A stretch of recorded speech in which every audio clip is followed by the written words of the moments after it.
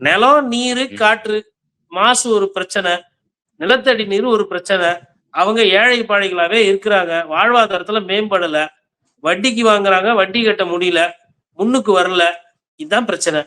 இந்த பிரச்சனைக்கு எதனா ஒரு தீர்வு சொன்னாருன்னா பஞ்ச் டயலாக் பேசிட்டு ஓடி போயிட்டாரு. அப்புறம் மாணவர்களுக்கு இலவசமா கல்வின்னு இருக்காங்க.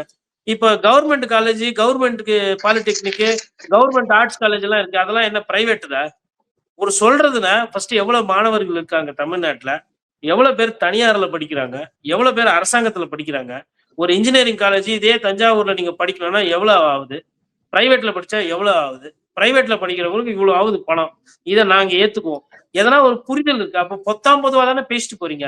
இன்னைக்கு நிறைய பேர் உண்மையிலே தாவேக்கா தொண்டர்கள் வந்து நம் போன்ற பத்திரிகையாளர்களும் ரொம்ப நன்றி சொல்லணும். என்னன்னா இன்னைக்கு மேடையில அவர் உட்கார்றாரு இல்ல நிக்கிறாரு. அவரு அது விரும்பி வராரு உங்ககிட்ட பேசணுட்டு.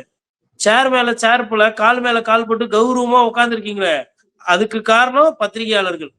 ஒரு சேர் கூட போட மாட்டேன்றாங்க, உட்கார தண்ணி கொடுக்க மாட்டேன்றாங்க, ஒரு ஃபேன் ஆமா இல்ல, ஆமா ஒரு மேல ஒரு ஷீட்டு போடுறது கிடையாது, ஒரு பந்தல் போடுறது இல்லைன்னு கரடியா கத்தி கோர்ட்டு சொல்லி அந்த அதிகாரிகள் கெஞ்சி அதுக்கப்புறமா போடப்பட்டதுதான் இன்னைக்கு இந்த பந்தல். இப்ப பந்தல் போடுறதுக்கு அப்புறம் பாத்தீங்கன்னா அது குறையுது பாருங்க.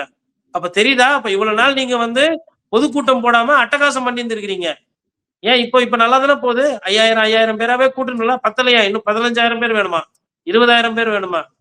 அதான் நிறைய பேர் சொல்றாங்க, ஐயா புண்ணியவானே, யம தர்ம ராஜா, எங்க ஊர் தாங்காது, இதே மாதிரி அமைதியா பண்ணுங்க ஐயா அப்படின்னு எல்லாம் கேக்குறாங்க. அப்படியே 1, 2 காவு ஆயிடுது. அதே மாதிரி பைக்ல தொடர்ந்து நம்ம ஒவ்வொரு வாட்டியும் சொல்லிட்டு இருக்கிறோம், ஆபத்து இருக்கு, ஆபத்து இருக்கு, ஆபத்து இருக்குன்னு. அந்த குழந்தை ஒருத்தன் ஆஸ்பத்திரியில கோமால இருக்காப்புல கிட்டத்தட்ட.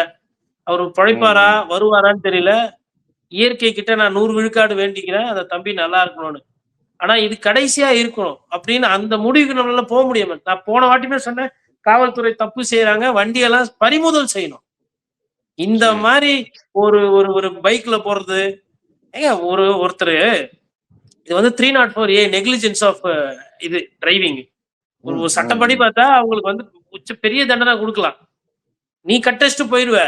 பின்னாடி யாரோ ஒருத்தர் இருக்கிறாங்க, அவங்களுக்கு ஏதோ ஒன்று ஆகி போச்சு, கை உடைஞ்சு போச்சு, இல்ல வாழ்நாள் பூரா ஒரு ஒரு ஒரு ஒரு கை கால் இழந்துட்டாங்க. யாருங்க அவங்களுக்கு எல்லாம் பதில் சொல்றது? இன்னைக்கு அந்த அப்பாவை பார்க்கும்போது நமக்கே கண்ணு கலங்குது.